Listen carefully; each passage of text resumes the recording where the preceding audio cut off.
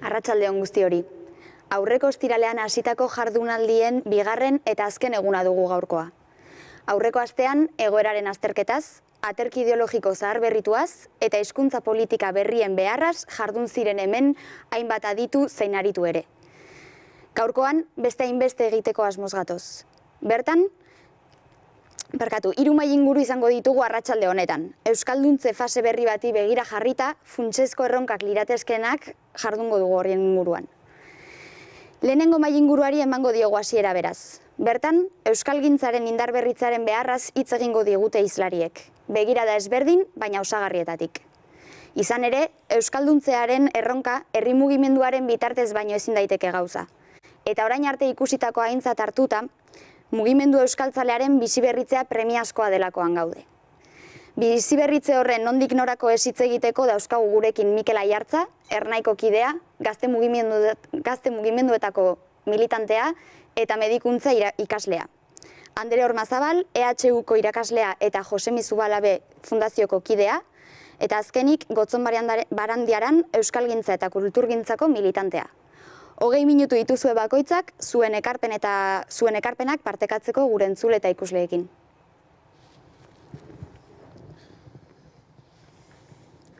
Bueno, arratsaldeon, esandakoa Mikel naiz, eta, bueno, oraingo hitzartzean apur bat landuko dudan gaia bada euskalgintzaren indarberritzea batetik, baina bueno, oso gaztetasunetik eta gazteriaren ikuspuntu batetik landuta, ez? Esan bezala, euskalgintzako eremu ezberdinetan ibili naiz lanean, baina bueno, gaztetasuna dakarren bezala, pues, esperientzia mugatu edo limitatu batetik, ez? Orduan, bueno, apur bat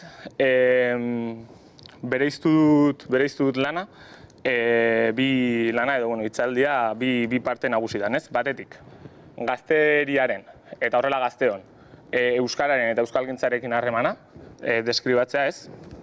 Hor bi puntu nabarmen, batetik, zein da gazte batek eta horrela orokorrean herritar batek euskararen erabileraren hautuan aurrera egin dezan dauden faktore ezberdinak. Eta bestetik, euskalgintzan dauden korapilo ezberdinak gazteremutik nola desataskatu daitezke, edo behintzat gaztetasunetik nola erantzuten diet nik hoiei, ez? Eta gero, badago bigarren korapilo bat dela bi hoiek zelako lotura daukate euskalgintzarekin edo horrela euskararen inguruan montatutako herri mugimenduarekin, ez? Bai erabilerak eta baita gakoei erantzun bat emateak. Eta horrela, bueno, era orokor baten deskribatzea lanak eta funtzioak euskalgintzarenak nire ustez, ez? Dauden batzuk, lan eta funtzioetako batzuk, gero zuek deskribatuko dituzu beto bai intersekzionalitatearena eta baita kulturarekin eta kultura sistemarekin duen harremana. Eta horretarako egon daitezken antolakuntza eredu ezberdinak, apur bat deskribatzea, ez? Orduan, bueno, lehenengo eta behin, honetan gustatuko litzaiake oso era sinplean deskribatzea, bueno, nire ustez edo behintzat hitz egingo dudanean euskalgintzaren helburuez hitz egingo dudana bastante era simplista baten, baina, bueno, hortzimuga bezala jarrita erabileran aurrera pauso bat egitea, euskararen erabileran normalizatuan aurrera egitea, ez? Eta guztia prisma ezberdinetatik izan aldela lan ideologiko bat egiten, aliantzak bilatuta, espazio erosoak sortuta, jendea euskarara erakarrita, hor, asko hitz egin dugu aurreko, ez, plaza hutsan ere hitz egin da aurreko saio guztietan gako hauen inguruan, baina finean helburua bada euskararen erabilera normalizatuan aurrera pausoak egitea eta horretarako baldintzak sortzea gizartean, ez? Eta herri mugimendua badoa horretara oroar, esango nuke, edo gero sartuko gara bestera, baina bueno, behintzat hor noan jartzera hortzin muga, ez? Orduan. Lehenik eta behin gazteria eta euskara eta euskalgintzaren arteko harremana, ez? Edo lehenengo bloke horretan gustatuko litzaiake definitzea lehenengo gazte izatea zer den, ez? Edo zer den gazteria horrela oso era lauso baten ere bai, ez? Lehenik eta behin gaztetasuna zer da? Gazte bat herritar oro gisa ari da bizitza bat garatzen unean une eta momentuan momentu, baina era berean badauka zerbait diferentea dela. Haurtzarotik haurtzaroetan nerabezarotik helduarora doan garaia izatean, sozializazio eta norberaren identitatearen sorreran dela momentu bat oso importante, ez? Eta orduan hor herri gogoak. Eta bai norberaren bizitza, baina baita norberaren bizitza garatuko duen testuinguru hori guztia, 20, 30, 40 urtera proiektatzeko ariketa bat egiten dugula gazte guztiok, ez? Hau da, gazte guztioi ematen digute gizartean funtzio bat, eta jasotzen ditugun estimulu guzti diferente horiekin, eraikitzen dugu bizi proiektu bat, gehienok gara kapazak imaginatzeko non egon nahiko genukeen hemendik 20-30 urtera, eta gainera ez dut uste norberaren bizi proiektua norberaren bizi proiektuaren garapen hori herri proiektu baten garapenetik ezberdinduta egiten dugula. Beste kontu bada, herri proiektu hori nork ezartzen duen, eta herri proiektu hori ea guk nahiko baliabide ditugun mugimendu gisa, garatu nahi dugun herri mugimendu horren ezaugarritzea eta nolakotasuna mahai gainean jartzeko edo, ez? Baina, bueno. Orduan, hau zergatik esaten dut, iruditzen zailako importantea apur bat bizi proiektuaren ideia hori apur bat astraitzea, ez? Eta Euskal Herritik kanpo ere aterako bagenu, imaginatzea gazte batek bere egin nahi duena bera, bizi proiektu horren garapena dela, ez? Eta horrela, hizkuntza batek, eta horrela, kultura batek, eta horrela, nazio harreman batzuek, gizarte harreman batzuek eman behar dutela gaitasuna, eta eman behar dituztela bitartekoak, bizi proiektu hori garatu ahal izan dadin era duin batean. Eta, bueno, apur bat horren bilagoa zela, ez? Orduan, eta gero, badago beste puntua, ez? Zer da gazteria euskalgintzarentzako, ez? Bueno, esango genuke, badela, espektatiba, proiektu eta estrategia baten fruituen lurrartze bat, eta guretzako gordeta zegoen tokia bete ez denaren sentsazio bat dagoela, ez? Euskalgintzan. Esan, asko entzuten da, lehen, Frankoren garaian euskaraz egita debekatua zegoen. Ostean ere, gizartearen parte oso handi batek ez zituen bitartekoak euskaraz ikasteko eta euskaraz bere bizitza garatzeko. Gaur egun badaude. Baina, problema dago, gazteek ez dute egiten. Ez? Horrela. Gazteek ez dute bete beraientzako gordeta zegoen toki hori, beraientzako eginda zegoen eremuri, ez dute bete. Bueno, hori da, ostean gero desatazkatzera noan korapiloetako bat, ez? Gero, bagara ere, bere horretan, euskalgintzan aktibatu ez den belaunaldi bat, ez? Horrela ulertzen da, ez? Parte hartze pasibo moduan eta bar, bai onartzen dira, baina euskal elkarteak zarkituak daude. Euskaraldia montatzen duten marko organikoak zarkituak daude, gazterik ez da hurbiltzen. Non dago gazteen aktibazioa, ez? Eta, bueno, hori ere badator, nik ulertzen dut hipotesi batetik. Dela, bere garaian, euskara ezekien jendea, edo euskararekiko urruntasun batzuen jendea, euskararen inguruan militatzea eta euskararen inguruan aktibatzea zigortuta zegoen garai batean. Herri bulkada nahikoa, herri bulkada nabarmen bat, herri bulkada sendo bat egon baldin bazen, momentuko beharrei erantzuketeko zergatik ez dago orain. Horrelakorik berez, eta, bueno, azaleko analisi bat eginda, egoera hori erraztu egin denean, ez? Orduan, hor daude gero, beste galdera batzuk, zergatik ez dira gazteak aktibatzen, eta zer aukera ezberdin daude, euskalgintzan militanti izateko eta euskalgintzan aportazio bat egiteko, ez? Eta gero, ere bagara, gaur-gaurkoz mahai gainean dauden gazte eta nerabeen sozializazio esparru nagusienetan lanean ari garenak. Beste askorekin batera, baina gure bai, ez? Izango da aisialdi taldeetan, begirale gisa. Izango da, kirolaren eremuan, entrenatzaileak, hor dagoen, ez? Mugimendu guztia. Izango da, digitalizazio, youtuber, tiktok, abar, horietan guztietan presenten dauden aurpegiak. Eta gero izango da ere, produkzio kulturalean gazteek kontsumitzen duten askoren aurpegi ofiziala bintzat, oso gaztea delako, ez? Orduan, apur bat, hori esan da ez, ze korapilo daude euskalgintzen, ze korapilo identifikatzen ditut nik euskalgintzen, ez? Eta, bueno, hortik aurrera, edo hemendik ondorio estatzeko euskalgintzak egin beharreko lan diferenteak, ez? Lehenengo korapilloa lehen esan dagoa, gazteek ez dute euskaraz egiten. Zergatik.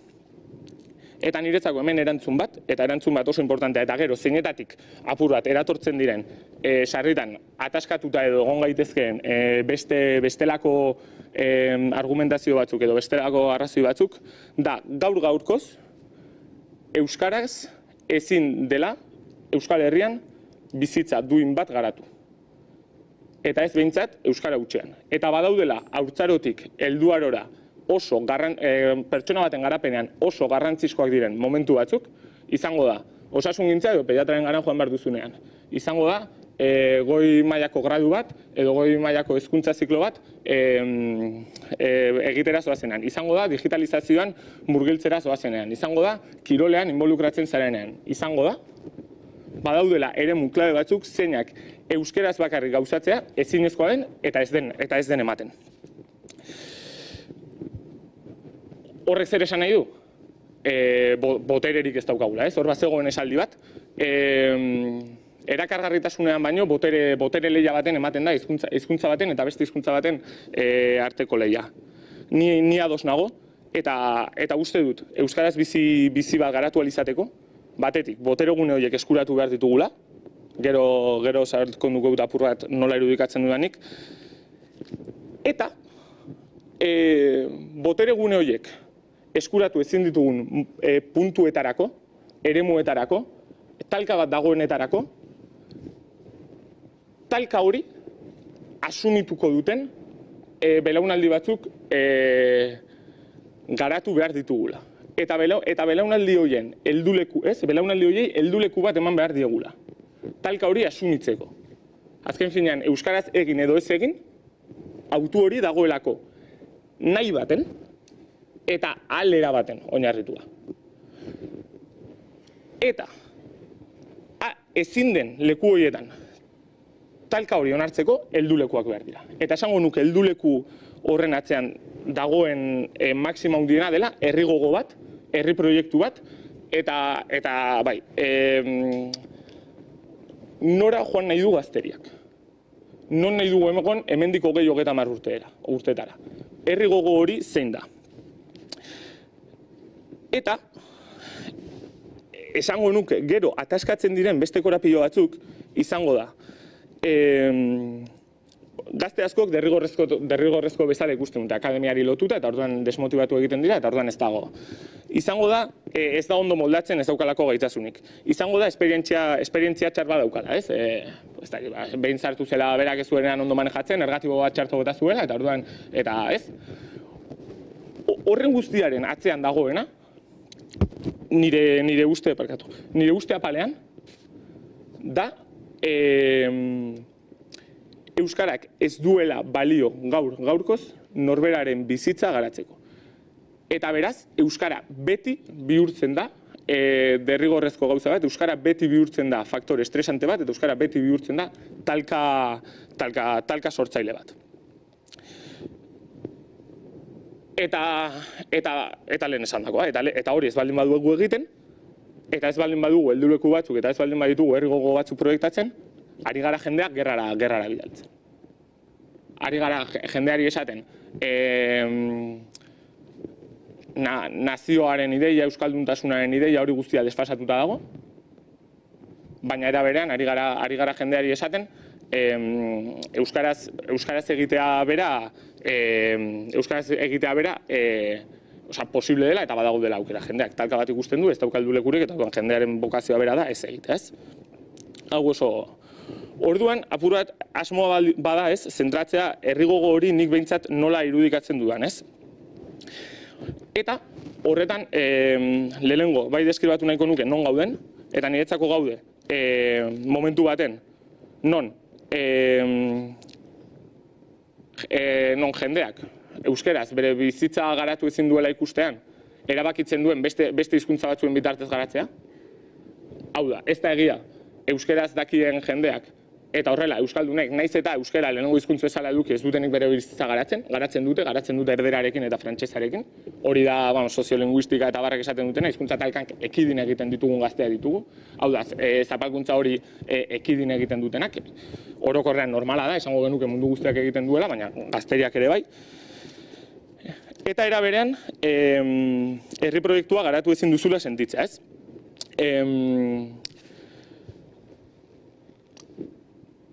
Honek zerren ematen gaitu? bueno, berden, orduan.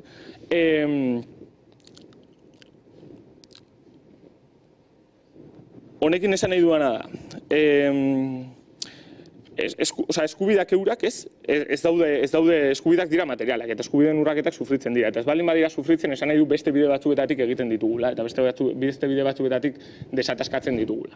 Eta horrentxe berdan, ari gara desataskatzen, hizkuntza autu hori beste hizkuntza batzuen gain jarrita.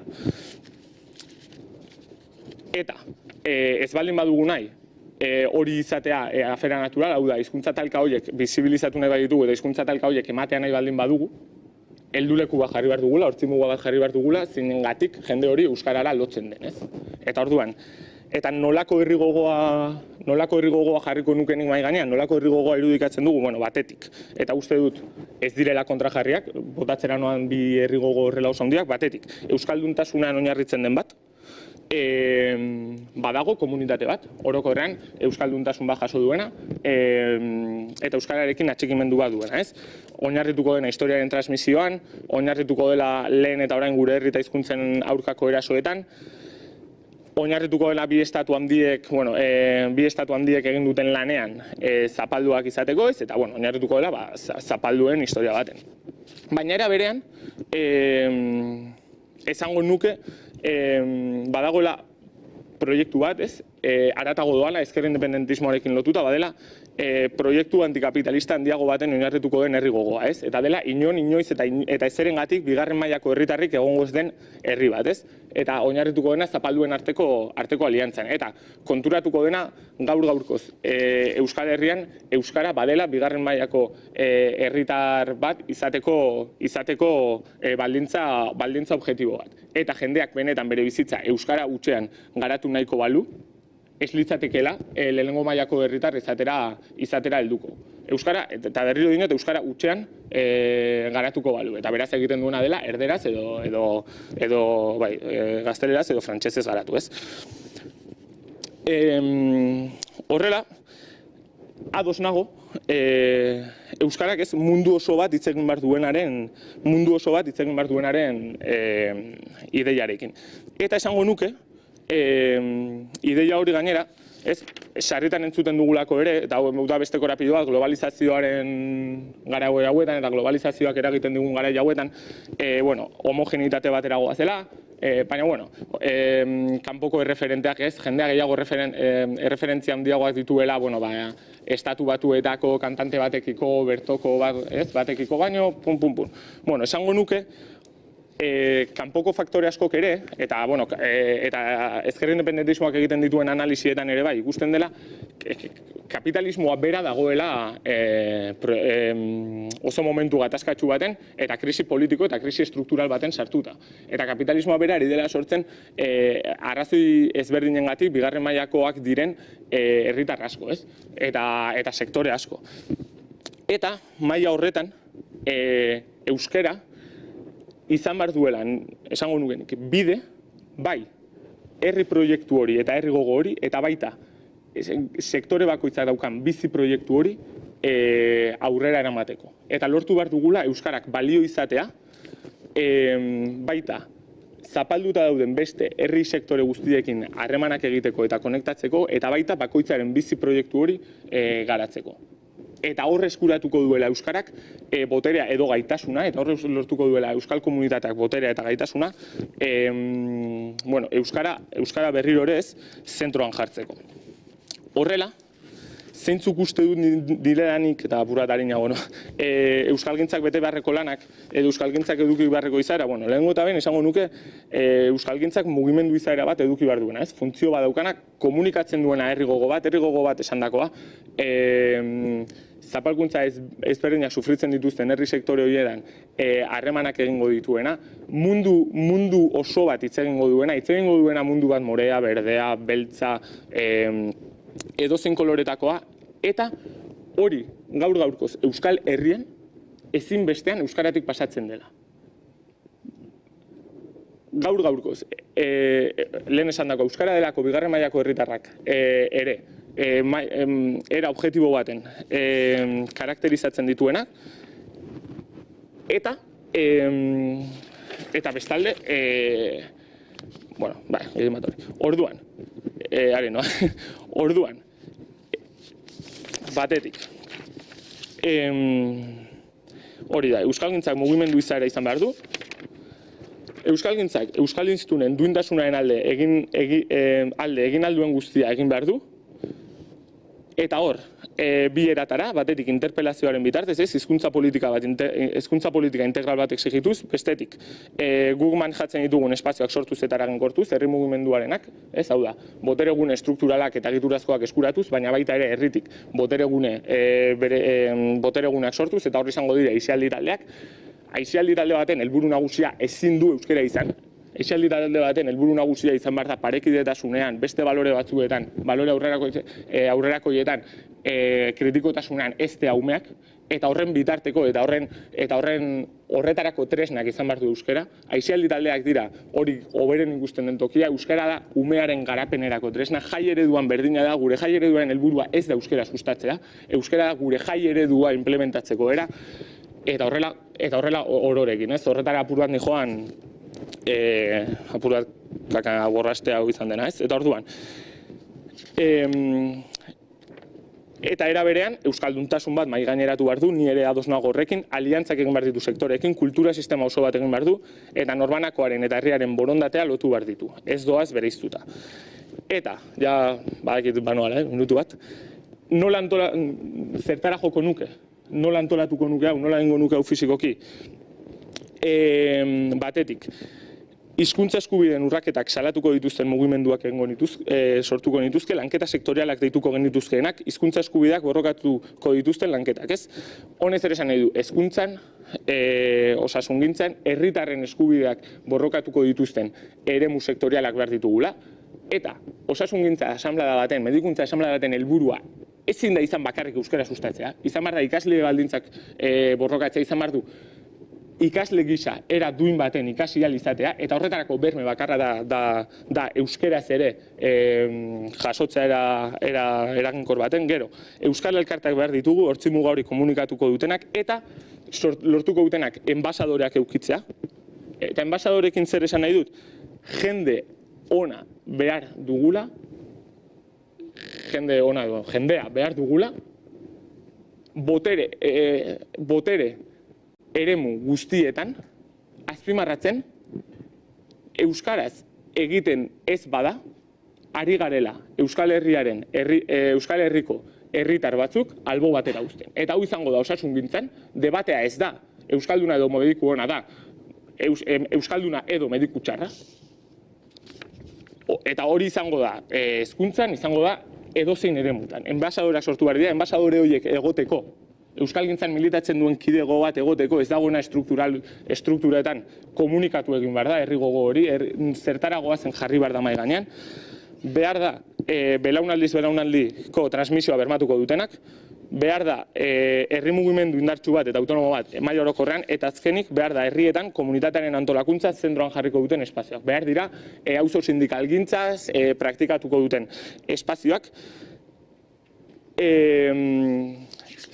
herritar guztien eskubideak eta herritar guztien mailaketa berdintzeko. Uste dudalako hor badagoela beste gako bat dela, emakumeak ezin diola emakume izateari utzi, eta orduan daukan aukera bakarra da borroka, nahi baldin badu parekidetasun batera heldu, sektore arrazializatuak ezin dio utzi arrazializatu izateari, ez baldin bada borrokatik.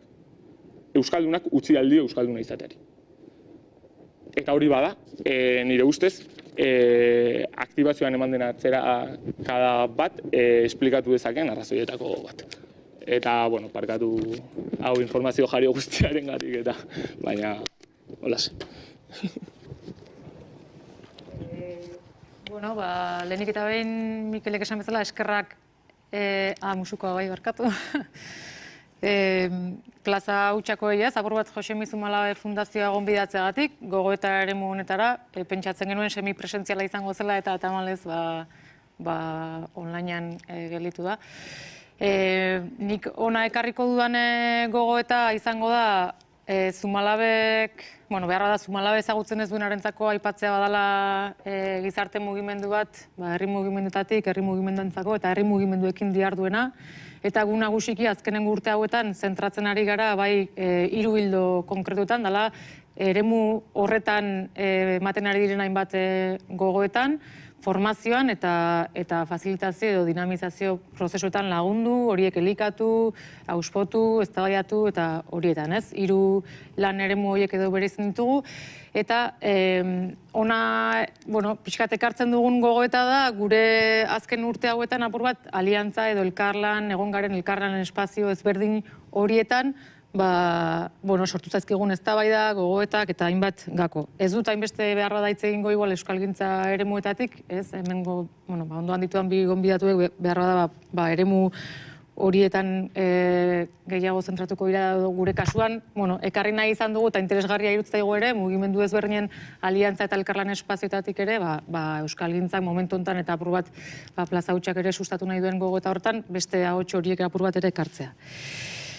Hau esan da, gu orain arte lanean aliantzak definitzeko modu asko daude, normalean aipatzen da hori gatazka kultural edo gatazka politiko baten bueltan dauden pertsona, elkarte eta kolektibo ezberdinen arteko elkarlan interakzio formalak eta egonkorrak direla, eta guk ikusi duguna definizio hortatik haratago, Euskal Herrian azken urte hauetan ere, edo gurekin apur bat elkarlana eskatu digutenak, edo apur bat ekarpen hori edo gogoeta sustatu badugu ere eremu honetan, izan da badagoelako premia bat dela eragiteko ahalmena handitzea eta indartzea. Tarduan, elkarlanak eta sinergiak eta aliantza horiek bilatu direla ikuspegi horrekin. Herri mugimenduak momentu honetan eragiteko agenda politikoan, erakundetan eta bestelako eremuetan eragiteko zailtasunak eta dituelako, eta beti, ez askotan ere apur bat motivazioa hortik ere datorla, ez? Gure irakaspen edo apur bat klabe horietan sartu aurretikan, uste dugu, aipatzea hola ezaugarri edo bereizgarri batzuk direla mota ezberdinak egon daitezke, ez? Aliantzen inguruan hitz egiten dugunean, eta interesgarria dela eta behar bada igual gogoeta honek ematen du ziurrenik, ez? Euskalgintzaren baitan ere, egon diren aliantzen kartografia edo genealogia guzti horiek egiteko, eta beste mugimendu batzuk igual ere egin dute, edo jada gogoeta hori badago martxan, ez? Baina guk Zumalabetik ere irutzaigu tarte bat eskaini behar diogula apur bat horri, eta egon diren esperientzia eta ezberdinetatik ere zerikasia badugula, ez? Irutzaizkigu 3 elementuen arabera, aliantza edo elkarlan mota ezberdinak, gero kontzeptuaren inguruan, hori aztu zait esatea. Era askotara definitzen da, elkarlana, aliantzak, sareak, modu ezberdinetan. Guretzako, badaude igual 3 elementu bat dela iraupenarena, intensitatea, eta partaiden aniztasuna. 3 elementu horiek behar bada eragiten dute iraupenari dagokionez, epe luzeko edo laburreko aliantzak izatea, intensidadea edo lankidetza maila, zerbait oso momentu konkretu edo puntualan egiten dela, gehiago elkarlan bezala ulertzen duguna, eta intensoago horri deitzen diogu, ez? Edo horrela definitzen dugu eta ulertzen dugu aliantzena, eta partaiden aniztasuna, eta hau garrantzitsua da, ze askotan, eta gero aipatuko dut, baina batzutan izaten da, mugimenduen baitan, euskalgintzak bere baitan egiten dituen aliantza edo elkarlanak, baina izan daitezke ere mugimenduen artekoak, ez? Aurreko astean adibidez, mugimendu feminista eta euskalgintzaren arteko elkarrizketa hitz egin zen, ez? Garrantzitsua da pixkat ere plan horiek bereiztea. Eta gero, faktore batzuk ere badaudela elkarlan hori balintzatzen dutenak, eta ziurrenik euskalgintzaren baitan ere kontuan hartu beharrekoak eta analisian eta gogoetan honetan ere parte hartu beharko luketenak, eta badirela baliabideen gaitasuna, ze baliabide dituen ere mugimendu bakoitzak elkarlan edo aliantza esparru horretan parte hartzen duenean, ze horrek asko eragiten du, eta gero aipatuko horren inguruan, aukera eta mehatxu politikoak, testu ingurua, ez oso ezberdina da aritzea, udaletxe edo herri txiki batean apur bat egon daitezken elkarlan espazio ezberdinetan, edo bestelako maila batzuetan, ez, Aldundi, Eusko Jaurlaritza edo gobernu beste eskala horretan. Identitatea eta ideologia ere, ez, hurbiltasun askotan ideologiko handikoen arteko elkarlan hori sustatzeko joera daukagu, baina igual urruntasun edo distantzia handia dagoenen artekoak asko gehiago kostatzen da. Multimilitantziak ere elkarlan eta aliantzen eremuan bada kontzeptu bat oso garrantzitsua dena, ze askotan eremu ezberdinetan militatzen duenak ere hor sinergiak eta elkarlan asko eta aliantzak ere ahalbidetzu edo gorpuzten ditu, ez? Persona batek militatzen duenean euskalgintzan edo feminismoan, edo euskalgintzan eta ekologismoan, edo dena dalakoan. Eta gero antolaketa moldeak ere badira beste faktore bat, asko baldintzatzen dutenak ere gure ustez ere elkarlan espazio horiek. esan dut, guk gai honi arreta jarri diogu ikuspegi ezberdinetatik. Batetikan gogo eta hildoa, badago kultura politikoa izeneko duen proiektu talde bat non gai hau lantzen ari dan, eta gonbidatzen zaituztet, egin ditugun elkarrezketa ezberdinak gure webunean daude, hor ikusgai, Huerta de Peraldako borroka esperientzia, Irungo lakasita eta errefuxiatuen arteko lankidetza, eta gerra hemen hasten da batzordearen ekimena.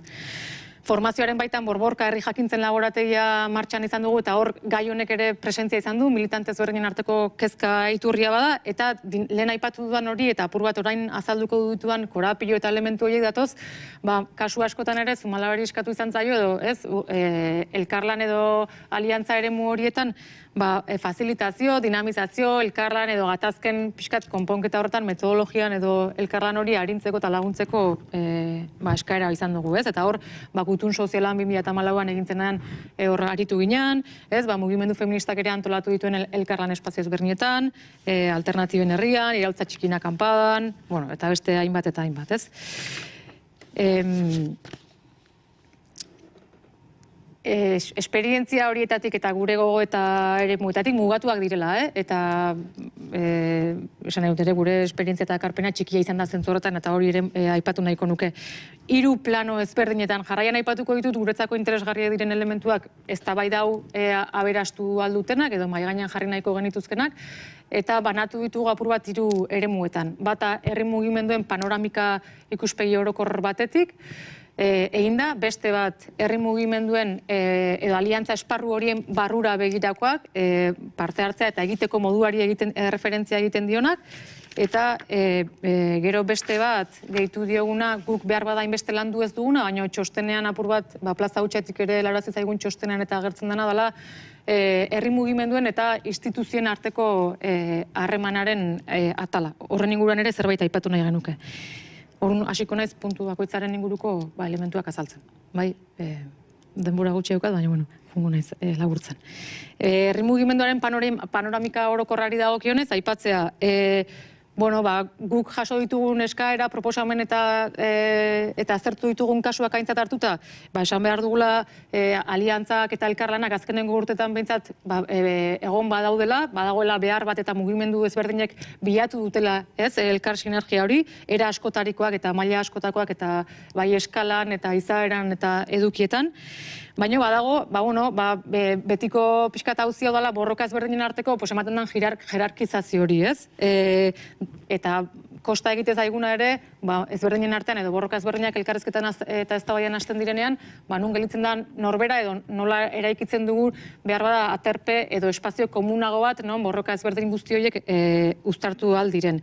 Eta hor nabarmendu nahiko genuke, badaudela, ez dakit ez, ariketa zintzoak zentzu horretan bilatu dutenak behar bada, aliantza hori espazio komunago batetik eraikitzea. Eta hor, pentsionistak adibidez ez, alegin berezia egin dute mugimendu feministarekin edo gazte mugimenduarekin gai hori eta zubigintza eta lan hori egiteko ezain beste, haien burruketatik, baina baita ere besteen burrukak ere erdigunean jartzetik eta lanpostu duinak eta lan egoeraren inguruko gogoeta. Bizitza da hundiena adibidez 2018an beste ekimen bat izan zen Donostin egintzena, apur bat aliantza esparru bezala eta bilatu izan zen, eta hor interesgarra izan zen turismoa bilatu zela borroka elementu bat eragite ziona mugimendu askori, 58 eragile ezberdine elkartu zituena, eta hor egontzan pixkat lotune hori bilatzeko eta ez jerarkizazio ezberdintzen zituztenak markatzeko, baizik eta zertan egon gaitezken elkarrekin da. Hori ere nabarmendu edo aipatu nahiko genuke.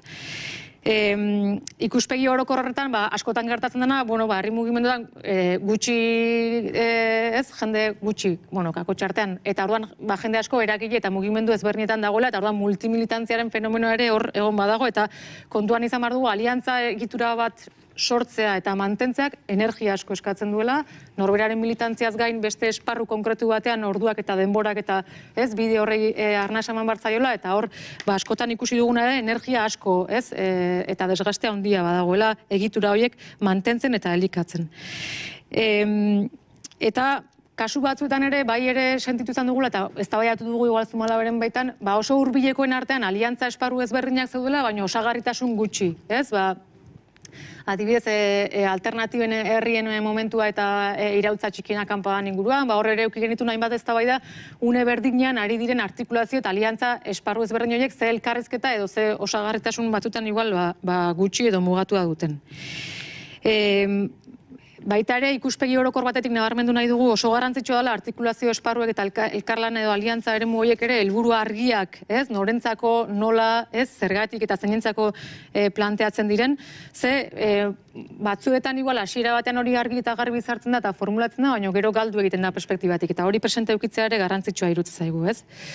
Beste elementu bat orokorra bana dela norekin, dihar dugun elkarlan horretan. Eta lehen aipatu dudan mugimenduaren baitako aliantzak eta mugimenduen arteko bereizketa horretan behar bada joera dagoela ondila mugimenduaren baitakoak ere eta ez hainbeste igual ezberdinen artekoak. Eta ezberdinen arteko horietan, edo borroka ezberdinak zapalkuntza Mikelek lehen aipatzen zuen zapalkuntza ezberdinen arteko uztarketa horrek ze garrantzia duen, askotan ere igual joera ematen dela oso hurbilenekoengana hurbiltzea eta jotzea eta igual kosta egiten dela, igual guretzako arrotzagoak edo ezain ezagunak diren mugimendu edo elkarte ekimen konkretuetara jotzea. Edo gero hor gertatzen da askotan faktore pertsonala, eta hor mugimendu edo borroka ezberdinen artean egon daitezken serre minak eta dena delakoak hori ere hor badago faktore humano hori eta hori ere irakurtzen jakin behar dugu. Beste elementu bat askotan igual eta pasa izan zaigu Zumalabera etorri dira igual ekimen batzuk aliantza esparru bat sortu nahi dutenak eta nahi zutenak Zumalabek bat egitea borroka horrekin. Eta askotan gertatzen dena da zu nere borrokarekin bat egiten duzun ala ez eta zu nere ekimenera zatozen gonbitea. Eta igual planteamendu hori prozesuak egiten du elkarlan hori eta apur bat borroka ezberdinen arteko lanketa eta elkarrizketa ez izatea bakarrik burutzen diren jarduera konkretoi baizik eta baita ere zipristintzeko eta elkar eragiteko gaitasun hori denbora eskatzen duela. Baina badago joera bat hori pentsatzeko norberarena bestearena baino garrantzitsuagoa dela edo lehenetsi beharko litzatekela. Eta hor adibidez baliabideak mugimendu bakoitza duten baliabideak ere ezberdina dira. Eta adibidez eremu sozio-sindikalean ez dakit, sindikatu edo azkaten baliabide, giza baliabideak eta bestelakoak eta herri mugimendu igual tokian toki igual funtzionatzen dutenak ezberdina dira eta hor indar korrelazio hori ere landu eta aztertu behar dela eta zer esanik alderdiek, kasu horretan alderdiek ere jokatu izan dutenean paper bat zazpiaren kasuan edo hor ere desorekak identifikatu dira edo ikusten dira. Salto egingo dut barne mailakora eta barne mailakoan uste dut, ukaezina dela, aliantzen eta elkarlanaren espazioa berez eremu gatazkatsua dela, eta hori ere modu horretan izendatu behar dela. Baina horrek ez du esan nahi, gatazka edo tentsio hori ere negatiboa denik, kontua da hori kudeatzen jakin behar dugula, Baina nik uste dut, espazio guztietan, aliantzak egon diren espazio gehienetan, egon direla tentsioak, korapiloak eta konfrontazio dialektikoak, Inkluso, aserreak eta minak eta mai horitatik ere zutitu eta alde egin dutenek ere, egon badaude. Orduan, espazio horiek horrela dira, biziak dira eta interakzio horiek eskatzen dute eta sortzen dituzten elementua dira. Zentzu horretan, iruditzen daigu igual interesgarria eta garrantzitsua perspektibatik ez galtzea, barne mailako perspektiba horretan zaindu barritugula 3 elementu. Bata, helburuak, ze elkartzen garenean helburu politiko bat finkatzen dugu eta helburu horiek ezin ditugu bistatik galdu, erdigunean egon behar dira beti, Bigarren faktorea pertsonak, ze askotan helburu horiek pertsonat gainetik dijoaz eta hori, helburu horiek pertsonak sostengatzen dituzte eta orduan pertsona horiek ere zaindu egin behar dira. Eta 3. dimentsioa, interakzioa, eremu horietan ematen diren interakzioak zaindu behar dena. Zer esan nahi da interakzioarekin? Botere harremanak edo asimetria horiek irakurtzen, izendatzen, lantzen, baliabidea jartzen egongo diren pertsona taldeak behar dira. Eta hori askotan gure gana ere jo dutenek ere pixkat ikuspegi edo premia edo behar horretatik, Orduan iruditzen zaigu, gogoeta honetan ere Euskalgintzak ere aliantza edo elkarlan espazio ezberdinetan behar badagin du, baina guk hortik egiten dugu ekarpena. Adibidez, gerra hemen hasten dakoek esate ziguten, hor mugimendu feminista eta mugimendu antimilitaristaren ekimen ezberdinak batu dira, eta jarraitzen dute borroka horretan, da ez, interesgarria da adibidez esperientzia hori, interesgarria dut zaigun, erritmo ezberdin arteko sotalkak, ez, mugimendu batzuk ere ikuspegi oso asamblearia zituztenak, eta beste batzuk behar bada, bai bakian ez hainbeste, ez, orduan, maila horretan ere, kultura politiko ezberdinen arteko talka oso agerikoa dira. Irutzaigu, lidergotza partekatuak ez, lidergotza hitz egiten dugunean, askotan jotzen dugu lidergotza negatibora, eta badaudela lidergotza partekatu positiboak eraikitzeko aukera, baina horrek ere, ezagitez aurre egiteko botere abusoei, manipulazioei, desoreka guztiei, saiatu behar garela lidergotza partekatu koral horiek ere eraikitzen, ezagitez, harremanen irekitasuna, geldutasuna, zintzotasunak, eta gauza guzti horiek lantzen. Hor, irutzaigu adibidez, Lakabeko eta Arterra bizi moduko Mabel eta Mauge Kainada, badira Euskal Herrian bi referente ere gai honen bueltan asko landu dutenak, lidergotza estiloak, pixkat osasuntxu eta bizigarria izango direnak horren inguruan asko gogetatu dute, eta barramate denbora bat ere Euskal Herrian formazio ezberdinak ematen da. Horren, pixkat hori ere ekarri nahi dugu. Norabide horretan ere, komunikazio gatazkak eta erregistro, hizkuntza erregistroak, nondik eta nola hitz egiten dugun, hor ere gatazka ugari ematen dira, eta adibidez aurrekoan antolatu genuen abenduan ere mailinguru bat dokan inpernuko jendeak duintasuna pentsionistak auzo bateko zaintza sare bat eta zentzen bestea, eta bala Gasteizeko kolektibo bat, eta inpernuko batek esaten zuen, entzuketa aliantzak direla ere, entzuketa aktibo bat izatea, borroka eta kide ezberdinen artean. Orduan, entzuketa aktibo horretarako prest egon margera, eta askotan ez gaude prest, irekitasun hori egiteko, eta interpelatzen gaituelako, eta bakoitzak ere pixka bere premia horretatik. Eta hor, herramienta bat badagoela ere aipatu nahiko genuke, dala komunikazio ez bortitzarena, eta hor, hortik asko ikasteko daukagula. Salto ingo dut hirugarren eremura, dala herri mugimenduen eta instituzioen arteko lankidetzara. Horra aipatzen da, txostenean, plaza hutsak eta orain ez da baidan ez, imaginatzen dagoen txosten horretan aipatzen da, igual hori baino, esaten du, Euskalduntze fase berria abiatu eta hizkuntz politika berria gauzatuko da, gobernuntza eredu berri bat ezarriko da, Euskalduntze prozesu horri lotutako zaizkion eragile sozial eta politikoen esku hartzea eta eragiteko gaitasuna modu eraginkor eta bidezko batean gauzatuko dela berma dadin. Elkarlan hori planteatzen da gobernantza oso modan dagoen kontzeptua dena, ez? Horren gauzapenean iruditzen zaigu, biztaratu barritugula daudela oso elkarlan mota hor da zitziten dugunean, ari garela oso indar korrelazio ezberdina dauden eragileen arteko harremana. Eta arriskua handia daudela. Eta hor, elkar lankidetza esparru horietan badagoela kontinuum bat, herri mugimenduen baitan posizioekiko dala batzuk, elkarlan horretarako, Euskalgintzaren baitan ziurrenik ere egongo gana, prest dagoena elkarlan horretan aritzeko, berdintzaioz igual zein dan proposamena, baina, aldekotasun hori daukala, baina badagoela ere beste posizio bat, tarteko bat izan daitekena, prest dagoena, baina ez edozein modutan, edozein gaitan, baizik eta bere lanildo autonomia hori mantentzeko dagoena, baina behar bada igual elkarlan puntuala eta neurtua egiteko prest dagoena, eta badago beste sektore bat, behar da igual Euskalgintzan azken urtetan igual indar gutxiago izan duena zentzurtan, edo gihar aldetik igual gutxiago ikusten dela, autonomia hori bilatzen duena, ez daukana igual, ikusten duena horrek arrisku batzu dituela, askotan gobernantza eta erakunde eta herri mugimenduen artikulazio espazioak eraikitzen direnean, normalean joera dalako erakundeak bere baliabideak, neurriak funtzionatzeko ezartzen ditu, eta hor, ikusi dugu elkarlan dinamika askotan arriskua egon dela desaktibaziorako edo inkluso mugimendu batzuk naiz eta igual erakunde publikoetan eragiteko ahalmena izan eta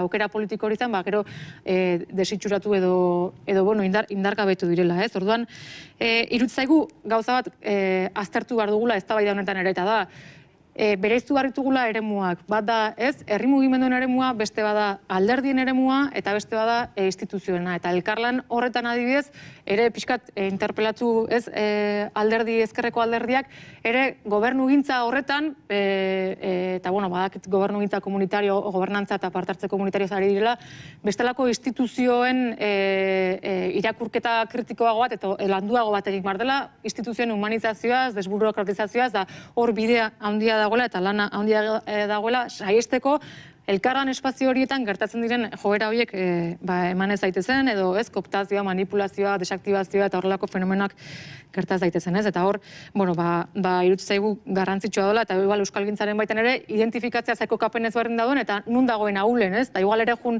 indartzea posizio ahul hori. Eta amaituko guz, ja denboraz kanpo nago, pixkat, ekarri nahi dugu ere beste gogoeta bat, orain ez duguna landu, baina bala, COVID ez, garai honetan, bai ikusten dugula premia handia dagoela orain herri mugimenduen partetik, eragiteko ahalmena oso mugatu dela, ez, zentzu horretan, edo, kezka hori daukagu, ez, zer gertatzen ari da, lanean, ez, egoera honen baitan egokitzeko gai izan gera, onlinekoari eta bestelako baliabide batzuk asko eta asko jarri dira, baina herri mugimenduen praktika eta lan jarduna, non dago, nola dago, zer gertatzen ari da, ez, pixkat, eta hor ikusten dugu inoiz baino gehiago ere, elkarlan hori, lankidetza espazio horiek ere sustatuta indartu behar direla, eta gogoan izan behar dugula, hori ez, mugimendu askok ere baliabide gutxi dituztela, eta hor beste batzuk behar bada ez, eta aukera daukalte mugikortasunari dagokionez, edo espazioi dagokionez baldintza dituztela, baina beste asko ez, eta hori ere kontuan hartu behar dugu. Eta interesgarria ere iruditzen zaigu, adibidez, zaintza sare guzti horiek hor sortu dira, ez, auzo herriz herri elkarlan espazio dinamika horiek, eta adibidez balakoek ere aipatzen ziguten maien gurantzala horiek hasi eta bukatu egin direla, ez, eta ez garela gai izan igual elkarlan espazio eta aliantza eremu horiei aurrera mantentzeko, aktibatzeko, eta hor ere zer etxeko lanak baditulgoa, eta honekin abaituko dut bestela tarteak enduko jot gotzoni. Eskerrik asko, Mikel da Andere. Nahiago nuken entzuten jarraitu, hitz egiten baina aleginduko naiz 15 minututan nire karpentsoa ere egiten, kulturgintzatik arituko naiz, euskal kulturgintzatik arituko naiz, euskal kulturgintzatik arituko naizela diodanean euskaraz sortutako, pentsatutako, bizitako, amestutako kulturgintzaz ari naiz. Proposamena baino lehen, marko teoriko baterako lehenengo galderak errepasatuko ditut, ze askotan jakintzat ematen dena izaten da lehenengo ahazten dena, eta zerotik hasten gara askotan aurrekoek egindakoa, eta zuk aipatu duzu, aurrekoek egindakoa erabat ahaztuta edo ahaztarazi digutelako edo ez digutelako transmititu, ezta? Orduan hasiko naiz titular batzuekin, ez ditut garratuko, ez daukagulako astirik, baina proposamenerako iturburuak izan dira, niretzat behintzat, ez? Euskalduna bere kulturari bizkarra eman da bizi da, guk intuizioz duela urte asko, sentitzen genuen hori, 2018an egin ziren bi ikerketa oso garrantzitsuk hori ondorioztatu zuten, batez ere, beste gauza askoren artean, hau da, euskaraz hemen kultura konsumitzen duenak, batez ere, erdaretan konsumitzen du, irakurtzen duenak, batez ere, erdaretan irakurtzen du, musika entzuten duenak batez ere erdaretan konsumitzen du, bizi du. Horrek esan nahi du, euskalduna bizi dela bere kulturari bizkarra emanda, eta bere kulturari bizkarra emanda bizi da bere hizkuntzari bizkarra emanda, ezta? Euskararen erabilerak bere egiten darrai taigabe, aurten egingo da berriro ere kale erabileraren inkesta, nik uste dut inork ez duela datu honik espero, azkenekoa baino askoz datu txarragoak espero ditugu, batez ere pandemiaren ostean.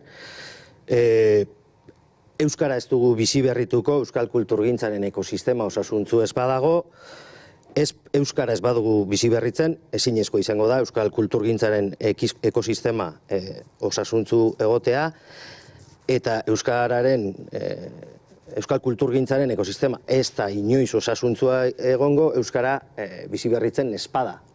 Beraz, bidegurutze honetan, intersekzio honetan, euskara eta kulturgintza bereizi ezinak dira.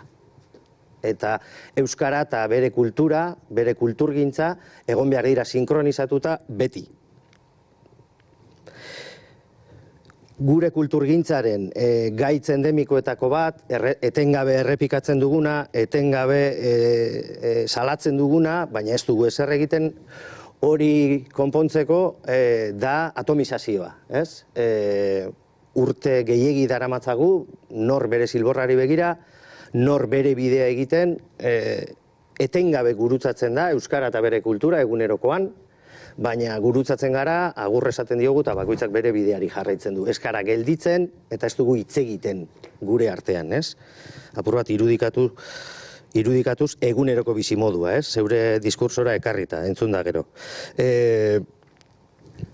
Iturburu galdera, iturburu hoietatik, 2016an elkartu ginen Jalgi izeneko ekimen batean, Euskal Herriko Bertsozale elkartea, Euskal Herriko Antzerkizalen elkartea, topagunea, Aiaraldea komunikazio lehioa eta Hotxeneako kideak.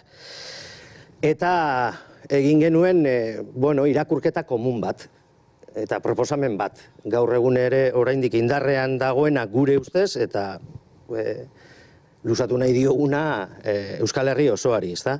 Gure ustez, Euskal Kulturgintzaren erronka nagusia kulturzaleak sortzea da. Ez daukagu kulturzale nahikorik gure ekosistema osasuntzu iraunarazteko, ez? Behar ditugu kulturzaleak gero sortzaile bihurtuko direnak, izan amateurrak, izan profesionalak. Behar ditugu antolatzaileak izango direnak, izan herri mugimenduetan arituko direnak, izan instituzio erakunde publikoetan arituko direnak, izan alderdietan arituko direnak, izan bitartekari profesionalak, ez? Hemen kamara lanean ari direnak, edo soinua egiten ari direnak, bulegoak, argitaletxeak, disketxeak, aisialdian arituko direnak profesionalki, horiek guztiak behar ditugu. Behar ditugu kasetaritza jorratuko duten kulturzaleak. Behar ditugu hezkuntza arautuan, ez arautuan eta etxe giroan transmisoreak, hezitzaileak izango diren kulturzaleak. Bestela, gure kulturgintzaren ekosistema ez da egundo osasuntzua izango. Eta ez bada osasuntzua, eta errepikatzen dut, euskara ez da bizi berrituko. Guk proposatzen duguna da, hau lau lanildotan sakontzea, honetan, lau lanildotan sakontzea. Bat, sormena da, sormena personaren garapenerako ezinbesteko tresna bezala ulertuta, iazko Mintzolak eta Euskal Herriko Unibertsitateak antolatutako jardunaldi batzuetan ahoskotasunari buruz aritu ziren, ez? Batez ere hezkuntza arautuan egindako ikerketa batzuen inguruan, eta han ondorioztatu zena da, orain hezkuntza arautuan ari diren ikasleek, gure herrikide horiek, izugarrizko zailtasunak dituztela, diskurso bat euskaraz eraikitzeko eta sentitzen dutena euskaraz esateko, ezta? Sormena sustatzea modu integral batean da sortzaileon bizitza baldintza laboralak duintzea, eduki dezagun proiektu bat, edo behintzat irudikatu dezagun, edozeinek irudikatu dezan, edo ahal dezan bizitza proiektu bat sorkuntzari emana edo kulturgintzari emana. Bigarren lanildoa da plazak bermatzea, plaza fisikoak eta virtualak, internetekoak, baita ere, digitalak, bermatzea euskal kulturgintzari, zergatik, gaur egun Euskal Herrian sortzen duenak, ez daukalako plaza nahikorik bere lana erakusteko. Ez fisikoa, ez digitala, telematikoa, internetekoa. Internetekoa are gutxiago, ez? Mundu mailako erauntzi etengabeko minutu aldi oroko guk ezer egin gabe, inolako aleginik egin gabe etortzen zaigulako, etortzen zaigun edukia, ez baita gehienetan, edo oso gutxitan da, euskeraz, ez? Hori bermatu egin behar da. Komunikazioa, edapena, irisgarritasuna hori landu egin behar dugu, ze guk ez dugu lortzen, ez da euskaldunek ere jakitea beraien herrikidek zer egiten duten, zer sortzen duten, zer proposatzen dieten.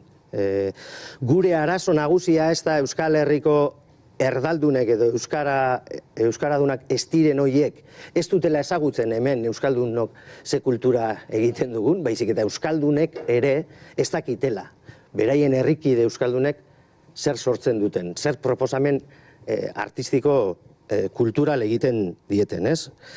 Eta laugarren lanildoa da transmisioa. Guk argi ikusten dugu, transmisioan eten bat egon da, eta hori intuizioa zena, 2018tik hona egin diren ikerketek, lehen aipatu ditudan horiek dira, SIADeko hori elkarrek eskatutakoak, baina EAeko jaurlaritzak egin zuen bat, arrui ikerketak ematen duena, elkargoak egindakoa, denek ematen dute aditzera, eta ondorioztatzen dute, transmisioan eten bat egin dela. Orduan, urteetan eta urteetan egindako lan eta esperientzia eta jakintzaren partekatze hori naturala izan beharko litzatekena eten eginda.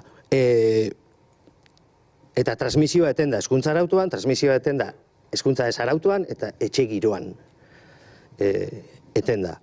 Nola proposatzen dugu lau lan hildo hoiek sakontzea, edo nortzuen artean, ekosistema osatzen dugunon artean. Eta nortzuk osatzen dugu ekosistema, lehen esan dudana, sortzaileek, antolatzaileek, hezitzaileek, komunikabideek, sale eta sale aktiboek, eta sale pasiboek ere bai. Sale pasiboek ere bai. Marko teoriko honek balio du gure uste arroan Euskal Herri osorako. Euskal Herri osorako balio du herrialdeetarako eta balio du herrietarako. Marko teorikoa sari naiz, Marko teoriko honek eskatzen digu adostasun sozial bat, besteak beste, eta adostasun sozial horretan nahi beste gai sartu ditzakegu, baina bada Euskalduntze alfabetatze kanpaina masibo bat egitea. Marko honek eskatzen du Euskal Herri mailan itun politiko bat, besteak beste Euskararen 3 lurralde administratiboetan Euskararen lege berriak adosteko eta gauzatzeko, eta kulturgintzan ari garen Euskaldunon duintasun laborala bermatzeko. Eta 3. eskatzen ditu aliantza berriak, besteak beste Euskalgintzaren, kulturgintzaren, feminismoaren, jatorri etnokultural ezberdinetako gure herrikideen artean, eta beste abar luze bat izan daiteke, aliantza berriak eskatzen ditu. Euskal Herri mailan batez ere, baina hori ekar genezake gure ustez herrietara ekarrita, herrietara.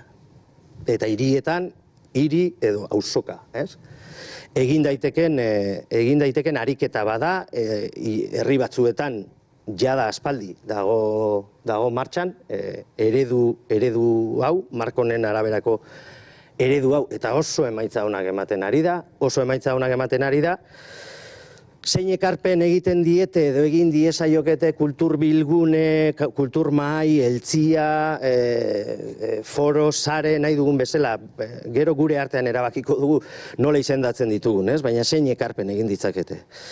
Egunero, lehen esan dudan bezala, egunero gurutzatu, agurtu eta bere bidea egiten duten horiek, gurutzatzen direnean, intersekzionalizatzen direnean, pausatu, gelditu, begietara begiratu eta astea galdetzen zer modu zaude, zer egiten duzu, nor zara. Elkar ezagutzea, kulturaren zein eremutan eta zein lan baldintzatan egiten dugun elkarri azaltzea eta ze helburu dugun partekatzea. Herriko ekosistema osatzen duten eragileak identifikatzea. Irakurketak trukatzea. Egoerari buruzko irakurketak trukatzea. Herri mugimenduak, erakunde publikoak, alderdi politikoak, zein industrialki jarduten dutenak, ekosistema, maila berean jartzea, horizontalki lan egitea, betorik gabe. Eta hemen igual sartuko ginateke erakunde publikoen eta ez dakit herri mugimenduak zenbaten du, dala erakunde publikoak eta gainontzeko guztiak. Erakunde publikoak gure ekosistemaren definizioaren arabera dira herriarenak, dira herritarrenak. Beste gauza bada alderdi politikoa.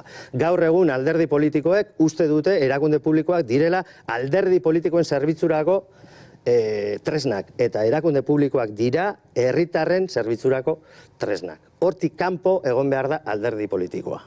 Naiz eta gero praktikan noski badakigun eta pelokeria bat tontakeriak ematen du gauza bera direla, baina ez dira gauza bera. Eta ez baditugu gauza beratzat hartzen, eztabaida horretan, konfrontazio horretan oso zaila da aurrera egitea.